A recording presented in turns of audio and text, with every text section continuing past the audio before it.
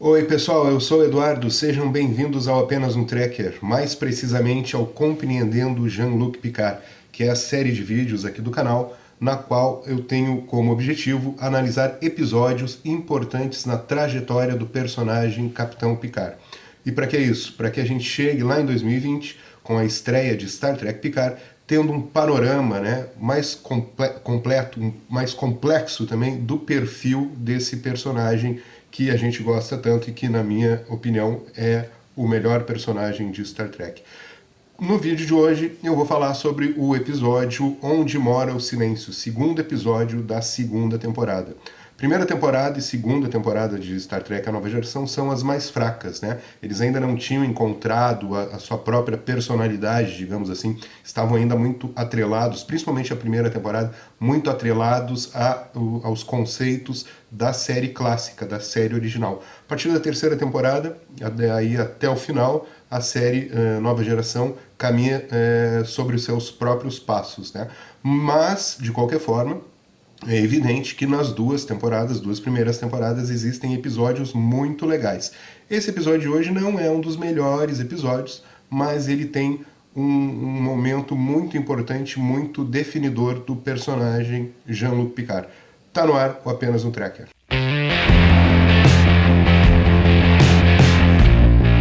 Muito bem, pessoal, vamos falar sobre Where Silence Has Lies, um episódio que foi ao ar em 1988, segunda temporada de Star Trek, a nova geração. Resumo do episódio. A Enterprise está num sistema chamado Morgana, Sistema Morgana, e aí se depara com uma anomalia espacial muito peculiar, muito curiosa, que é um buraco no espaço. Como assim um buraco no espaço? Não é nenhum buraco negro, wormhole, fenda espacial, nada disso. É simplesmente um vazio absoluto no espaço. Não tem energia, não tem matéria, não tem nenhum tipo de radiação, não tem a menor partícula. Então eles ficam intrigados com isso e passam a investigar o que está acontecendo nessa anomalia que eles encontraram para tentar descobrir de fato o que ela é, como bons exploradores da galáxia que a tripulação da Enterprise D é. O que eles fazem em primeiro lugar? Lançam sondas, primeira sonda desaparece, segunda sonda desaparece. Lá pelas tantas, esse buraco, esse vazio no espaço vai engolfar a Enterprise, vai engolir a Enterprise. Então, eles tentam fugir, não conseguem, andam em qualquer direção, navegam em qualquer direção e não conseguem encontrar saída, não conseguem voltar a enxergar as estrelas, e aí vai se tornando uma situação bastante crítica, até que eles se deparam então com uma forma de vida que vive dentro desse buraco, que se apresenta como Nagilum. Ele tenta reproduzir a expressão humana, ele começa a se comunicar com eles através da tela, do principal, da ponte, e reproduz uma aparência humana, só que não consegue reproduzi-la perfeitamente, assim como Odo também nunca conseguiu.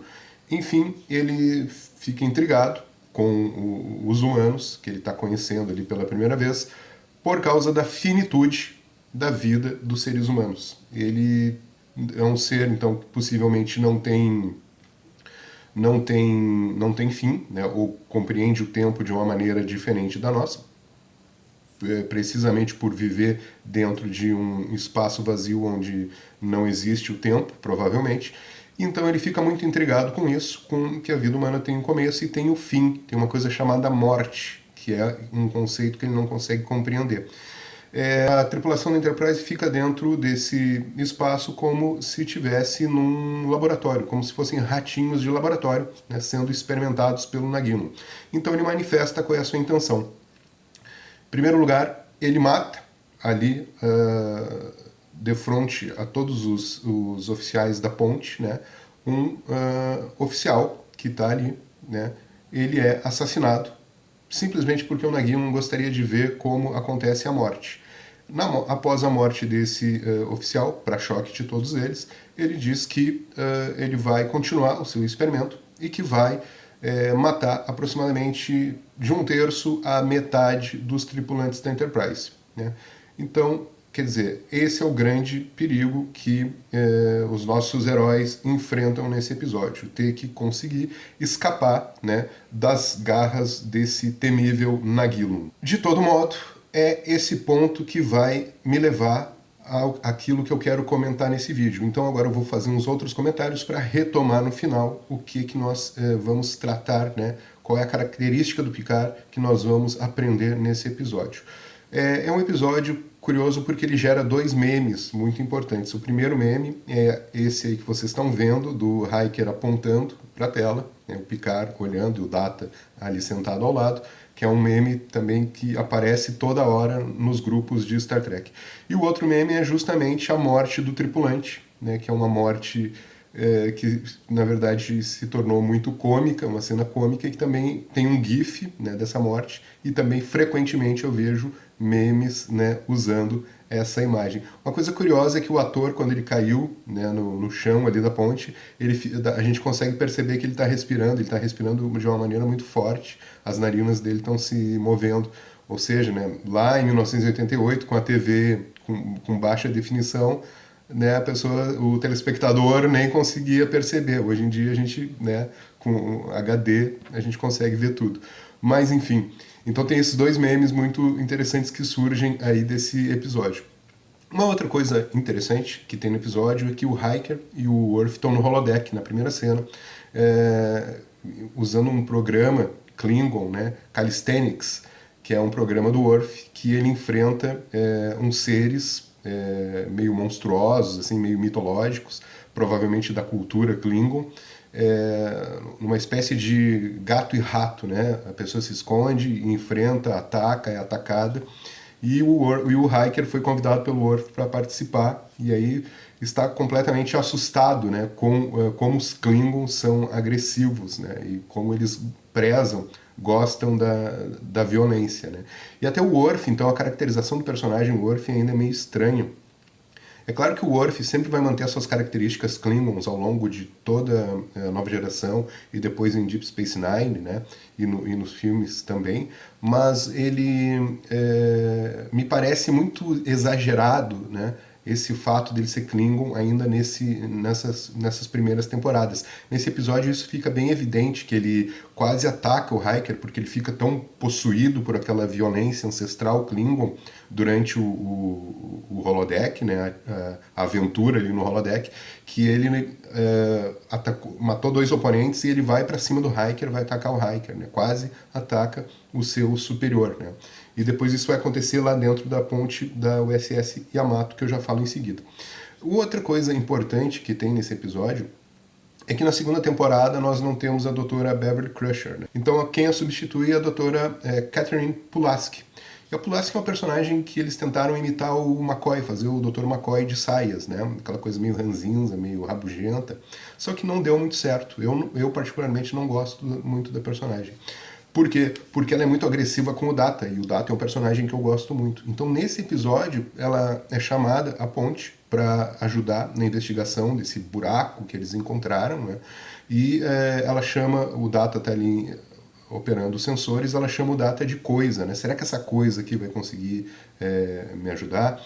E depois, aí o Picard fala para ela, não, pode confiar que ele é um comandante, é muito capaz e tal. E aí depois ela diz assim, desculpa, é que eu não estou acostumada a trabalhar com esses dispositivos que não são vivos. Ou seja, ela chama o cara de objeto e depois diz ainda que ele não é vivo, sendo que pelas regras da frota, né, pela ficha do oficial, né, Data, ele é considerado uma forma de vida senciente.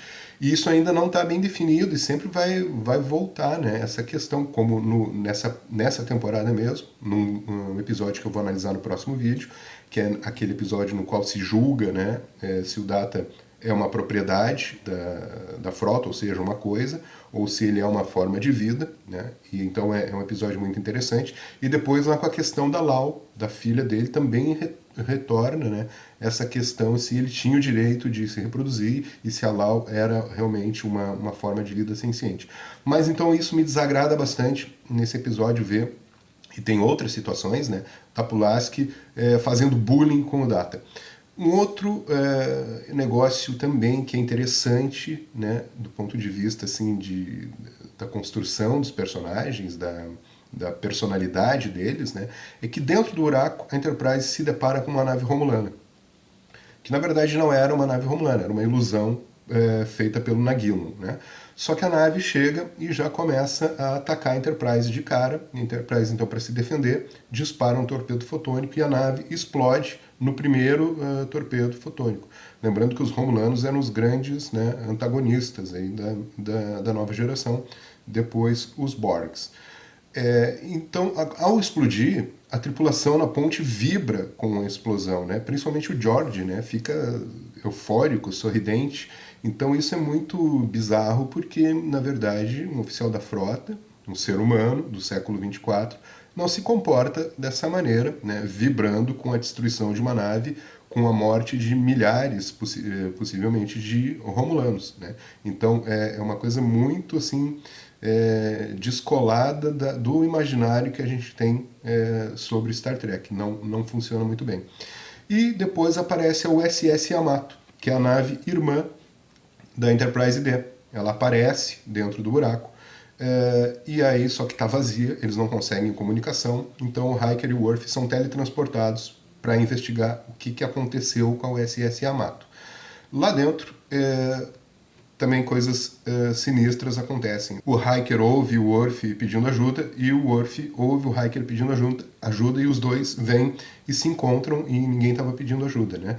Sem falar o fato que o Chief O'Brien os teletransportou para dentro da ponte e eles foram materializados fora da ponte. Bom, eles acabam encontrando a ponte e aí acontece uma coisa muito estranha. Quando eles atravessam a ponte, entram por uma porta, saem pela outra, eles saem novamente na ponte. E assim sucessivamente. E eles conseguem se enxergar do outro lado, quando eles olham a porta aberta, por exemplo, eles abrem a porta, né, da ponte, eles se enxergam lá dentro, ou seja, uma repetição, né, da ponte e deles também.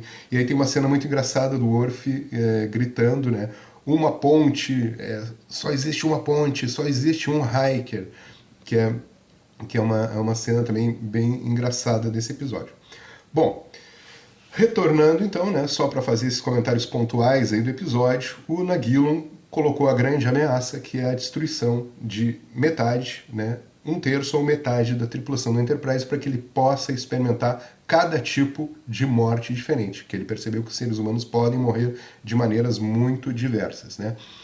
Para escapar disso, o Picard decide, com o apoio do Riker, precisa concordar, seu primeiro oficial, number one, que vai autodestruir a Enterprise para não deixar, né, que o Nagilum faça o que bem entenda com a tripulação, com as vidas dos tripulantes.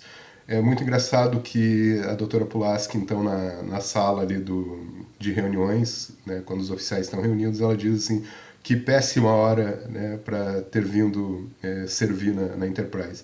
Mas, enfim.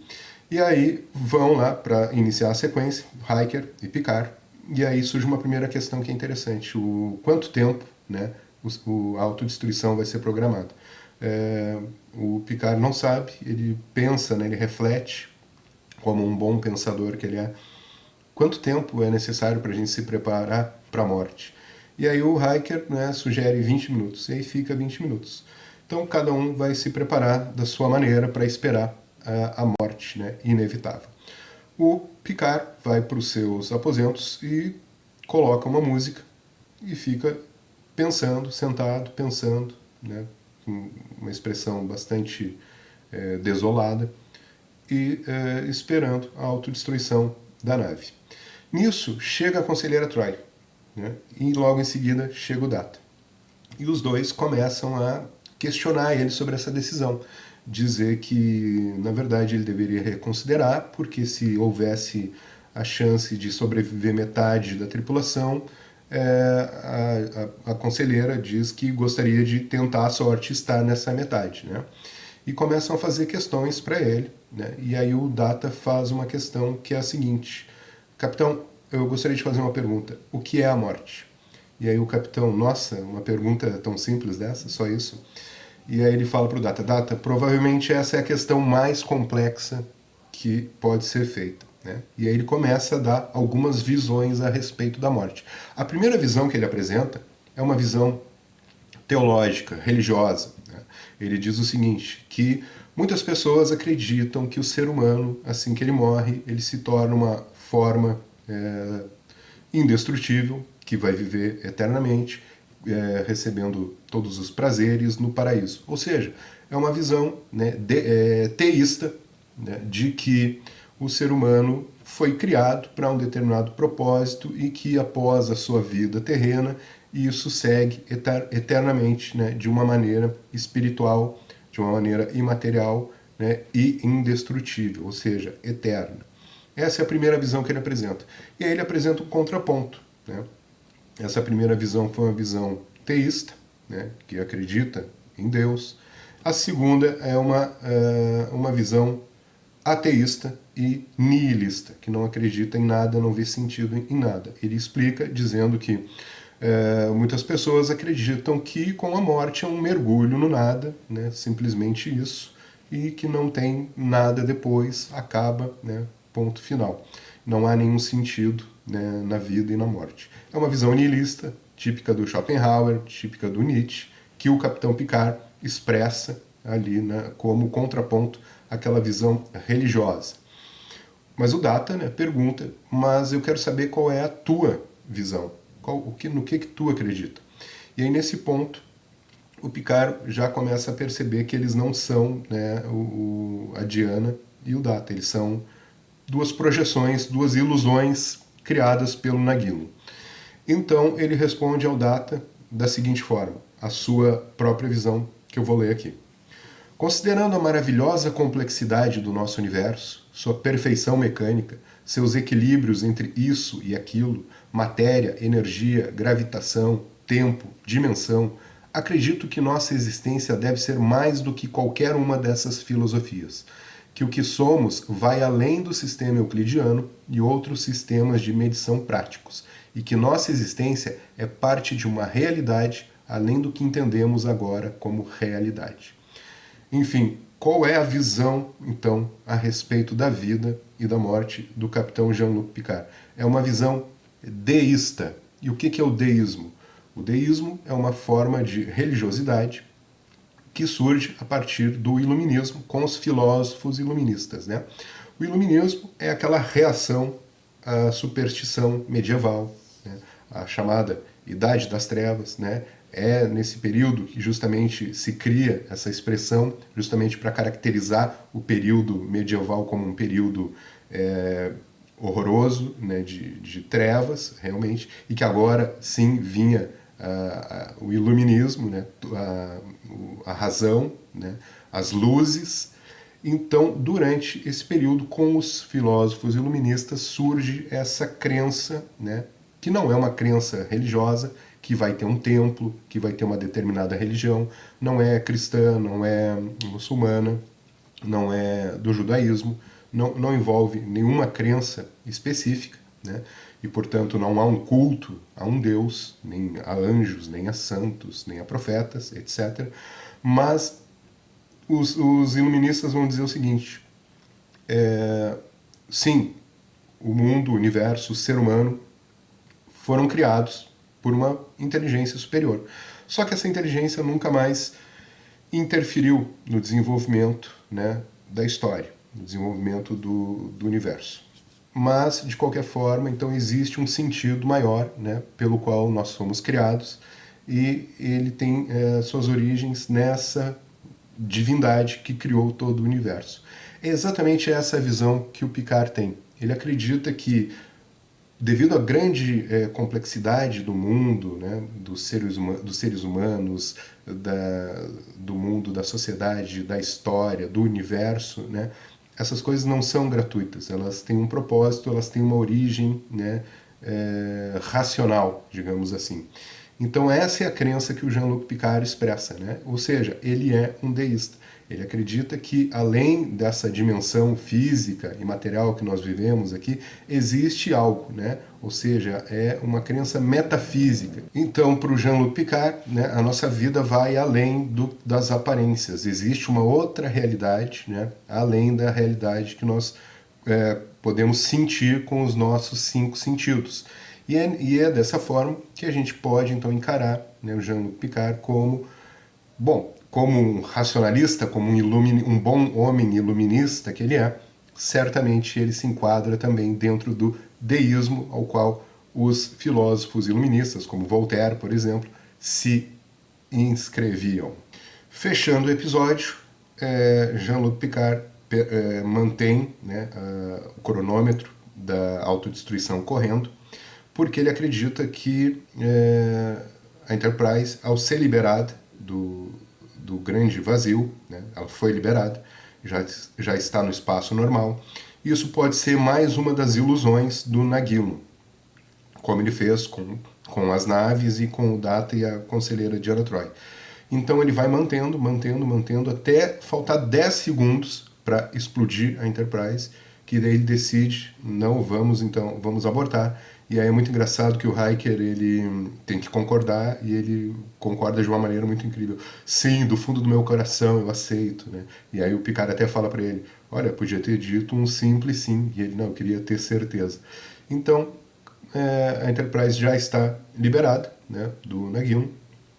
Ele, pelo visto, ele se contentou com as explicações sobre a morte que o Jean-Luc Picard deu. E aí o Picard, no fim do episódio, vai para o seu escritório, ali ao lado da ponte, Ready Room, e lá no seu painel, né, no seu notebook, aparece ali o Nagino e tem uma última conversa com ele, dá aquela lição de moral, né, típica na humanidade, que nós somos egoístas, etc, e bababá. E aí o Picard diz assim, não, mas tem uma coisa que nós somos muito semelhantes, que é a curiosidade, e um dia a gente pode se encontrar de novo, mas fora do teu vazio.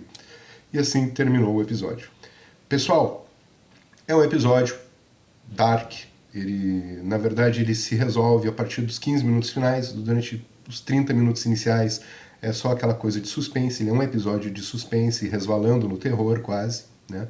Então, o tema que eu trouxe aqui, ele aparece mesmo só no final do episódio, mas não deixa de ser muito interessante. É o que salva mesmo o episódio, né? A gente poder ver as visões, né, que o Picard coloca sobre a vida após a morte, sobre o sentido da vida, o sentido da morte. Então é um episódio que é muito interessante e muito importante na trajetória do personagem por conta disso. Esse foi o Compreendendo Jean-Luc Picard. Eu aguardo vocês aí nos próximos vídeos. Uma vida longa e próspera a todos e tchau!